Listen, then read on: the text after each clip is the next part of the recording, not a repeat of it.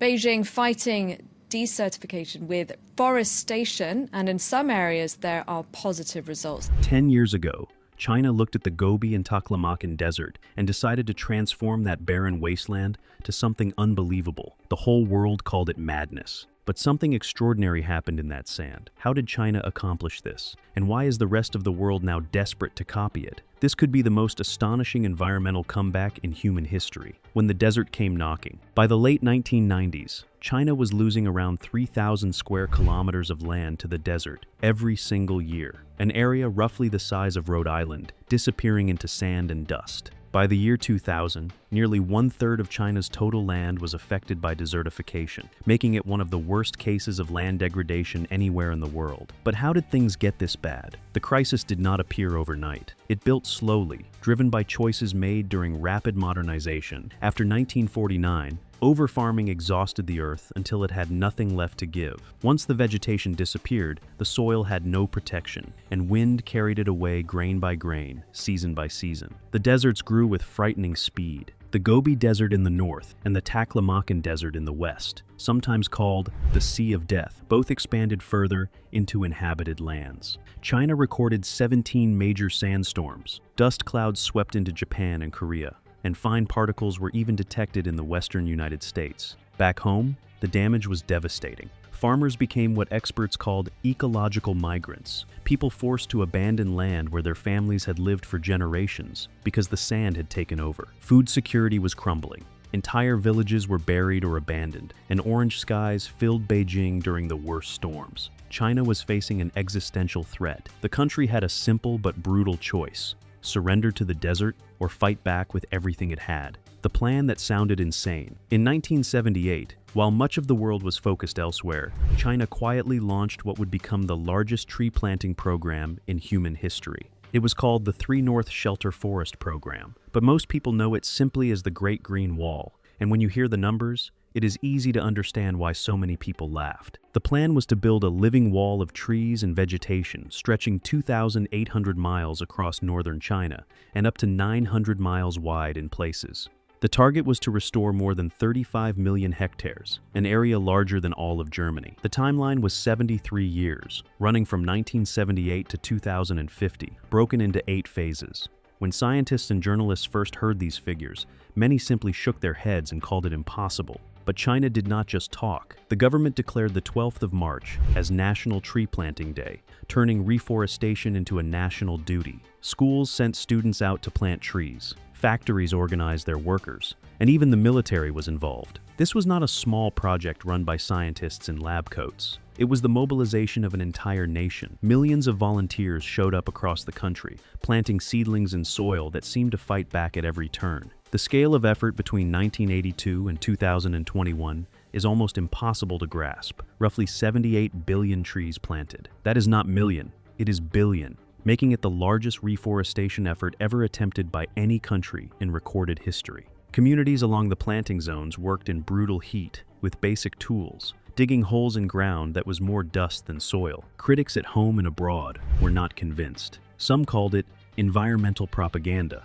Others pointed out that planting trees in a desert was not as simple as dropping seeds in a garden. They were right to be cautious. The early years would prove brutally difficult, but the plan was in motion, and China was not turning back. Fighting sand with rice straw. The desert does not care how determined you are. It shifts, it drifts, it buries everything you plant before the roots can take hold. China needed a way to stop the sand from moving before a single tree could survive, and the answer turned out to be something most people throw away after harvest: rice straw. The method was simple but clever. Workers would take bundles of dried rice straw and push them down into the sand in a grid pattern, creating small squares across the desert floor. Each square was roughly 1 meter by 1 meter, sitting just above the surface like a giant chessboard made of straw. These grids did 3 important things at once. First, they slowed the wind down at ground level, so it could not pick up sand as easily. Second, the straw trapped just enough moisture inside each square to give seeds a fighting chance. Third,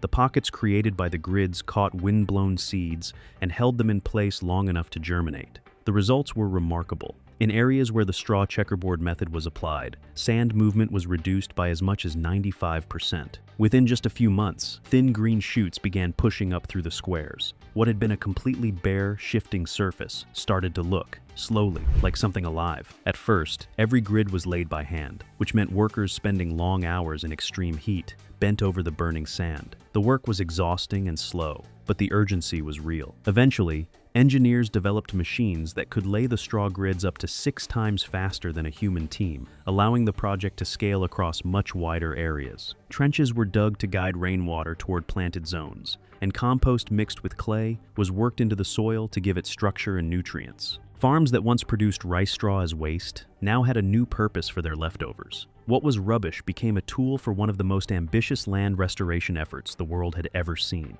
When reality hit hard, nobody ever said this would be easy, but the scale of failure in the early decades was still shocking. Across vast stretches of the planting zones, the trees simply died. In some areas, the death rate reached 80%, meaning 8 out of every 10 trees planted never survived. From above, satellites captured what scientists grimly called ghost forests, rows of dead trunks standing in sand, going nowhere, doing nothing. The biggest mistake was one that seemed reasonable at the time. Planners chose fast-growing trees, mainly poplars and pines, because they were cheap, familiar, and quick to establish. Millions upon millions of the same species were planted side by side across enormous stretches of land. This created what is known as a monoculture, a forest with almost no variety, where every tree is essentially identical. In nature, that is a disaster waiting to happen. In the year 2000, the disaster arrived. A single pathogen swept through the poplar plantations in the Ningxia region and killed roughly 1 billion trees. 1 billion. Because every tree was the same species, the pathogen moved through the forest like fire through dry grass, with nothing to slow it down and nothing resistant enough to survive. There was no biodiversity to act as a buffer, no variety to break the chain of infection. The water problem was just as serious. The trees that did survive were drinking enormous amounts of groundwater. Wells in surrounding villages began to dry up. Farmers who had already lost land to the desert now worried they were losing their water supply too. Local accusations grew louder, that the tree planting program was not saving their land, but quietly making things worse underground. Global critics sharpened their arguments. International scientists published skeptical reports. Journalists used words like illusion and propaganda. The project was not just facing ecological failure, it was facing a crisis of credibility. China had planted billions of trees, and in many places had almost nothing to show for it. Something had to change, and change fast. The turning point. Failure is only permanent if you refuse to learn from it. By the early 2000s, enough evidence had piled up that China could no longer ignore what the science was saying, and in 2011, a landmark report from the Chinese Academy of Sciences made the message impossible to avoid. Stop forcing forests where forests do not naturally belong, and start working with the land instead of against it. This was a profound shift in thinking. The old approach had treated the desert like an enemy to be defeated by sheer volume. Plant enough trees, and the problem goes away. The new approach asked a different question. What actually grows here naturally, and how can we support that instead? Scientists fanned out across the planting zones, studying the native plants that had survived on their own, without anyone's help, and the results pointed toward a completely different palette of species. Out went the endless rows of poplars and pines. In came saxaul trees, tough and deep-rooted, perfectly adapted to arid conditions. Goji berry bushes were introduced, offering both ecological value and a harvestable crop for local communities. Desert grasses were planted to stabilize soil before any trees went in. Biodiversity became the guiding principle, with different species layered together so that no single pathogen or drought could wipe everything out at once. The soil science improved dramatically as well. Biochar, a charcoal-like material produced from organic waste, was mixed into the ground to help it retain moisture. Beneficial fungi and bacteria were introduced to make the soil biologically active again. Drip irrigation systems replaced wasteful flooding methods, delivering water directly to roots without draining aquifers. Perhaps most importantly, the entire program became smarter about where it planted. Satellites and drones began monitoring vegetation in real time, allowing planners to identify which areas were responding and which were not, then adapt quickly. The project stopped trying to be everywhere at once and started being precise. That precision, more than anything else, is what finally started turning the tide. Engineering meets ecology. A desert that kills trees will also kill roads, railways, and everything else humans build across it. While the greening program was fighting to restore land, engineers faced a separate but equally urgent problem. How do you build and maintain critical infrastructure through one of the harshest environments on Earth, where sand dunes can move several meters in a single year and bury anything in their path? The Baotou to Lanzhou Railway offered one of the earliest and most instructive answers. This railway line ran directly through desert terrain, and from the moment it opened, blowing sand was a constant threat, drifting across tracks, clogging machinery, and forcing expensive shutdowns. Engineers needed a solution that was not just effective, but durable enough to last decades without constant rebuilding. They turned to the same straw checkerboard method being used in the reforestation zones, laying grids along both sides of the track to kill the wind speed at ground level. Then they added gravel belts on top of the stabilized sand, and planted lines of trees further out as a living windbreak. The combination worked. The railway has remained operational for decades, protected by a layered ecological shield that gets stronger as the trees mature. The more dramatic test came with the construction of a highway cutting directly through the Taklamakan Desert, the same desert so hostile it earned the name Sea of Death. Building a road through it was one thing, keeping it open year-round was another entirely. Engineers wrapped the highway in a system of ecological barriers, straw grids closest to the road surface, then gravel, then planted vegetation in staggered rows, each layer designed to catch and settle sand before it could reach the tarmac. What made these solutions remarkable was not just that they worked, but that they worked by using nature rather than fighting it. Concrete walls and steel barriers would have crumbled or been swallowed. Living systems, properly designed, grew stronger over time. The desert had met an opponent that could adapt, root itself in, and hold its ground permanently. The miracle nobody believed. For a long time, the progress was real but invisible to most of the world. Numbers were reported, targets were announced, and skeptics continued to dismiss it all as government exaggeration. Then, in 2019, an organization with no political stake in the outcome weighed in, NASA. Using satellite data collected between 2000 and 2017, NASA published findings showing that the Earth had become measurably greener over that period, and that China alone was responsible for roughly 25% of all new green cover recorded across the entire planet. That was not a small figure adjusted for China's size. That was one country accounting for 1/4 of all the new vegetation that had appeared on Earth during that period, while its population and economy were both growing rapidly at the same time. The findings drew global attention and forced even the harshest critics to reconsider what was actually happening on the ground. By 2024, the numbers on the ground were just as striking. A green belt stretching roughly 1,800 miles had formed around the edges of the Taklamakan Desert, holding its boundaries in place.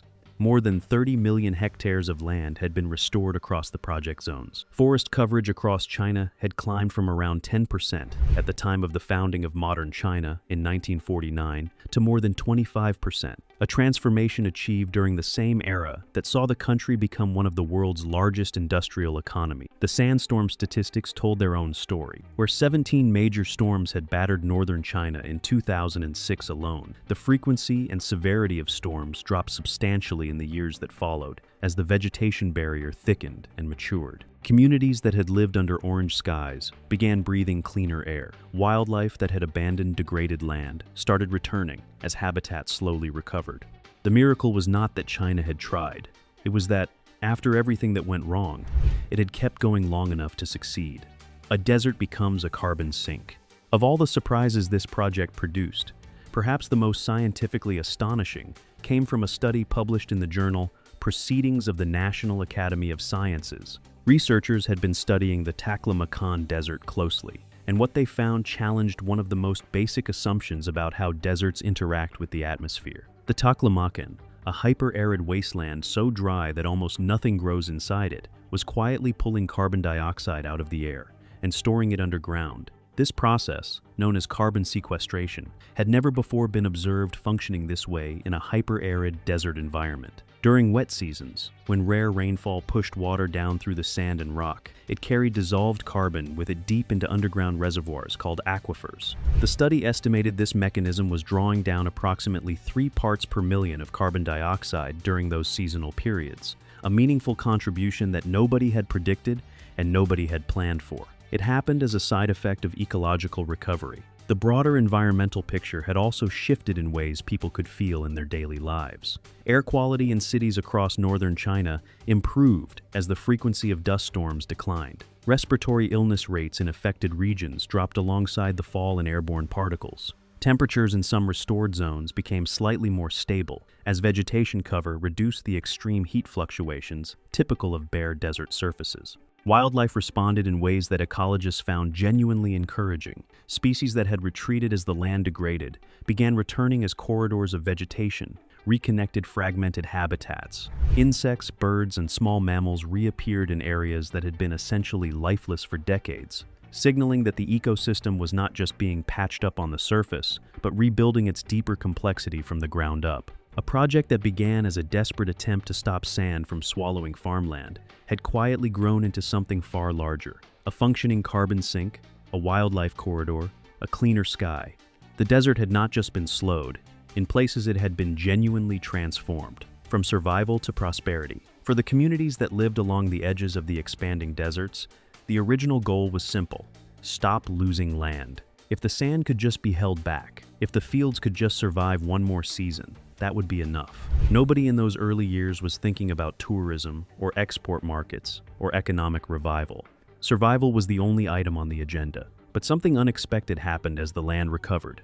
It did not just stop dying, it started producing. The same restored zones that had once been written off as permanent wastelands began generating real income for the people who had stayed and fought for them. Goji berries, introduced partly for their ecological value, turned out to thrive in the dry, sandy soils of the restoration zones and found a ready global market as a health food. Grapes planted in stabilized desert areas in regions like Ningxia produced wines that began winning international recognition. Medicinal herbs suited to arid conditions were cultivated and sold to pharmaceutical and traditional medicine markets across China and beyond. What had been barren ground became productive ground, and the people working it began earning money they had never expected to see. Ecotourism grew alongside the ecological recovery in ways that surprised even the planners. Visitors began traveling to see the restored landscapes, the straw checkerboard fields, the Saxol forests, and the dramatic contrast between living green zones